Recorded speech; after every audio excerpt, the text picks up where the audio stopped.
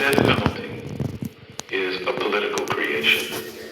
It is a creation of the state and a creation by politicians to obtain political power in higher office. That politicians use the death penalty as a stepping stone for higher political office. And that they project, using people's cases, what people are about on death row. And that's deceitful. It's untrue. It's unreal. In this sense, that you will hear politicians talk about people on death row are the worst of the worst, and they're this, and they're that, and they're monsters, and so forth. But what you will not hear is that there are many people serving lesser sentences, life sentences, or a term of years, who have been convicted of similar, if not the same kinds of things. Or there are other people who are, by virtue of their wealth, were not convicted at all.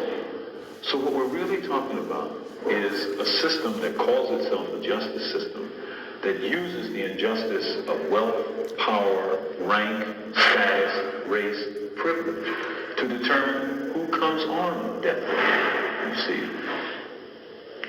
Why is it that 9% of this state's population is close to 70% or 75% of death row's population? Hey now. And I speak here of African Americans. And that's because, the city of Philadelphia, like the city of Houston, like the city of Miami and Dade County, are cities where politicians have built their careers on sending people on death row. They're not making people any safer, you see. They're not showing people by their example justice. What they're showing is the partiality of injustice.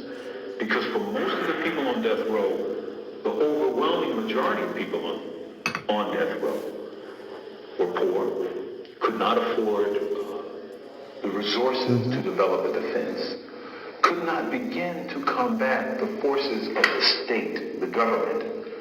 And as we saw very recently, that is, all of us across America, if not around the world, in the O.J. Simpson case in California, well, the kind of defense you get is the kind of defense you can afford.